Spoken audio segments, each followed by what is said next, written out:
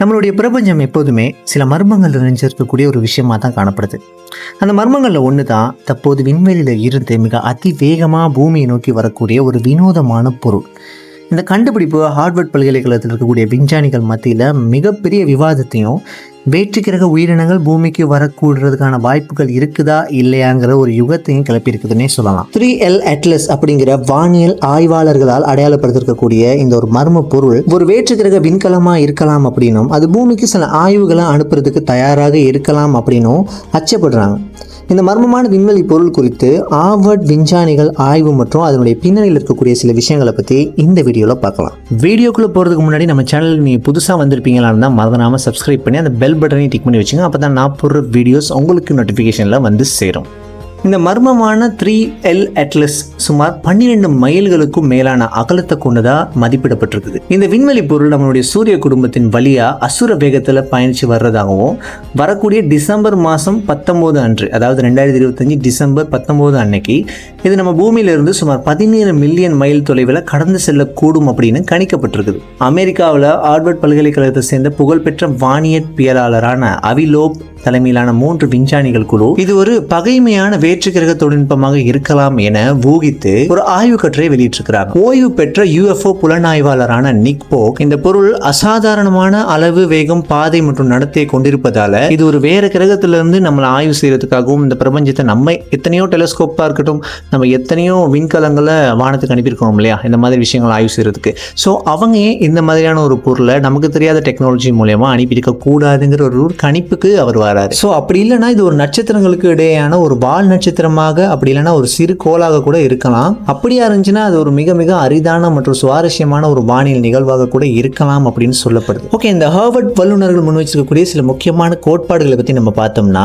இந்த பொருள் ஒரு சாதாரண சிறுகோளாக இருப்பதுக்கு ஒரு நம்ப முடியாத அளவுக்கு ரொம்ப பெருசா இருக்குதுன்னு சொல்றாங்க.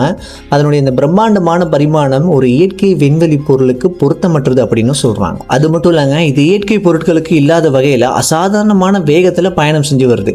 ஐரோப்பிய விண்வெளி நிறுவனம் மற்றும் ஆப்பிள் விண்வெளி தொலைநோக்கி ஆய்வுகளின் படி இது சுமார் 1,30,000 மைல் மணி வேகத்தில் பயணிச்சு வருதுன்னு சொல்றாங்க. நாசா இது சூரிய குடும்பத்திற்கு வந்து மிக வேகமான பொருள் அப்படின்னு சொல்றாங்க. இது வரைக்குமே இவ்வளவு வேகமான ஒரு பொருள் வந்ததை நம்ம அறிஞ்சதும் கிடையாது, கண்டுபிடிச்சதும் இல்லை. அது மட்டும் இல்லாம இது நம்மளுடைய பால்வெளியினுடைய மைய பகுதியிலிருந்து வர்றதுனால பல தடைகள் நிறைஞ்ச ஒரு சிக்கலான பாதையில வருதுன்னு, யாருக்கும் தெரியாம ரகசியமான ஒரு ஆய்வை நம்ம சூரிய குடும்பத்திற்குள்ள அனுப்ப விரும்பினா இதுவே மிக துல்லியமான பாதை அப்படின்னு விஞ்ஞானிகள் கருதுறாங்க. ஏன்னா சூரிய குடும்பத்தை பத்தி ஆய்வு செய்யறதுக்கு வரக்கூடிய அந்த பாதையில இது வந்து நம்ம ஒரு அக்யூரன்சியா சொல்ல முடியும் இல்லையா, இந்த பாதையில போனா நம்மளால செவ்வாய் கிரகத்தை வந்து ஆய்வு செய்ய முடியும் அப்படிங்கிற ஒரு அக்யூரன்சி நமக்கு இருக்கும் இல்லையா.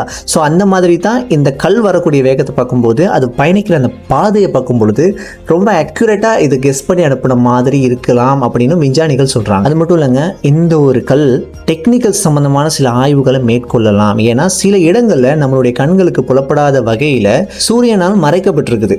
ஸோ இந்த ஒரு விஷயமே நமக்கு ரொம்பவே ரேரான ஒரு விஷயமா தான் இருக்குது. அது மட்டும் இல்லைங்க, வீனஸ், செவ்வாய், வியாழன் இந்த கோள்களுக்கு ரொம்பவே அருகில் இந்த ஒரு விண்கல் வந்து கடந்து வரப்போகுது.